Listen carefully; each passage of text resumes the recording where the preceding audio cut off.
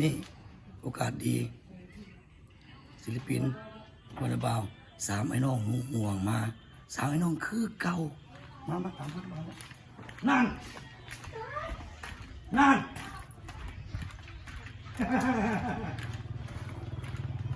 ตัวยังมันลุงเครื่องวันนี้เครื่องวันในใส่ตู้เลยค่ะโอ้ยผู้เฒ่าออกรถซ่าอะไรไอ้แขกย่างวันนั้นเราแปลงร่างจากคนตายแล้วบอกกูเอาเห็ดคลิปเด้อตามมาเขาได้โอ้ยพอตู้เราล่อไว้เดี๋ยวนี้อัดหุ้นแล้วดีเด้คือกระบอกอ่อนแล้วเข้ามากินข้าว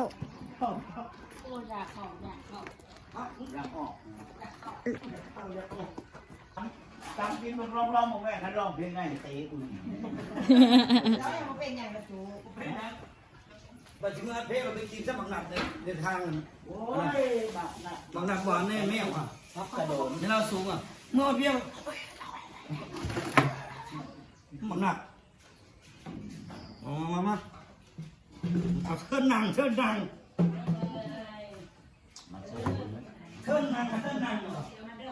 กูระเบิดเซิร์นนั่นนี่เนาะเพราะมาเซิร์นพันแม่พันบรินั่งเลยใจน้อยนะเถ่าเลยนะนี่จับตังเชิญเถ่าที่ตายยังหนุ่มกุชิ้นอยู่นุ่มตลอดกาลเลยเนาะดิมาตีนอ่ะขอพรต้องไปที่ต้องใส่ไปสิเลยเขาจะได้บุญหลายมันเห็นได้บุญแมนนี่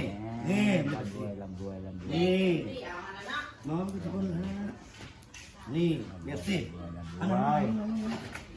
น้องพัด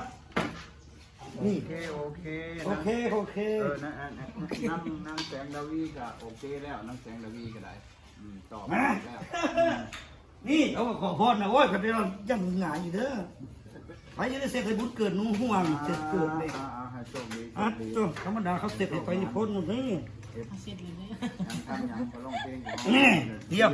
ตัวบิ๊กว่าเขาเสร็จแล้วอ้วนกูเสร็จในมือหนูยันมึงบาปไปร้องเพลงนี่พ่อใหญ่มายามพ่อใหญ่บุญเกิดมายามต้มปลาคนใหญ่เด้อต้มปลาคนใหญ่หับเพิ่นยากว่าซั่นว่าหลานเอาลงหลานเอาลงอ่างดูหลายเหลืองเพิ่นว่า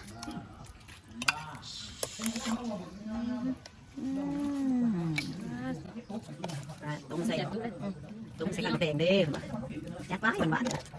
เอามาจะให้เลยโบชนไปแล้วกีฬาจะเกิดหน้าตาไม่ดีจะเกิดขยาวมันมันยังหล่อเลยเนาะผู้บ้าเลยผู้บ้าเลยกับบริสุทธิ์อย่างผู้บ้าเลยผู้บ้าขึ้นไม้นี่ผู้บ้าขึ้นไม้เกาหลีเพลงเกาหลีว่าให้ต้องยุก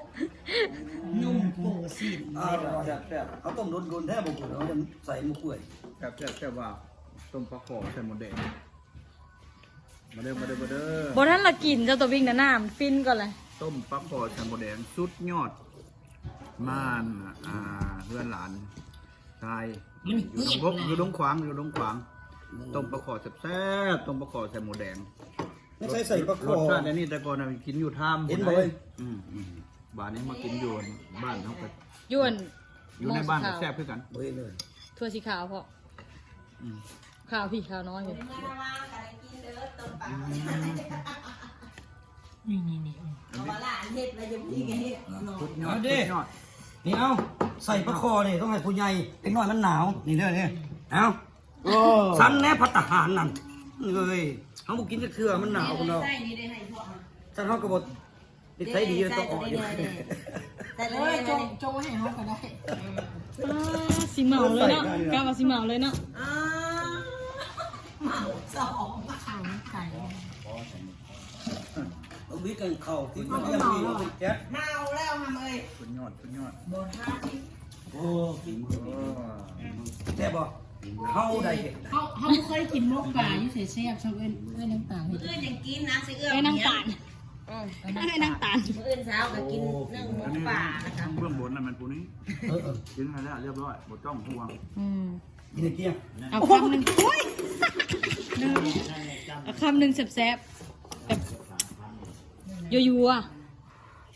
มันฮ้อนหลาย ๆเอาคำหนึ่งชดฮอน ไปเลยเอ๊ะ ๆโอ้ย เขามีแต่เขากินยังให้กินน้ำมัน ชดน้ำ ที่ให้น้องให้ โอ้ ขอสู้มาสู้ผู้ขาที่ยังให้กินน้ำมันนั่นให้กินน้ำลูก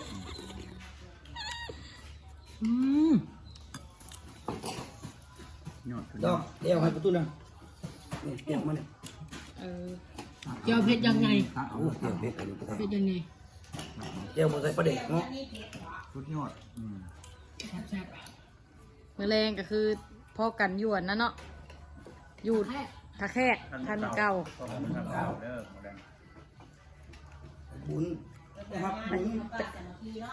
ไปเอาบุญ แปลบุญพระป่าสามัคคีมาแต่ประเทศไทยมีหนักของไทยมา มาแต่เลี้ยงผมมาเอาบุญโดยเฉพาะ มาแต่เวียงคุณเด้อน้องลา จำเอาเด็ดหลอดแล้ว มา เป็นอายเป็นพี่เป็นอะไรนะ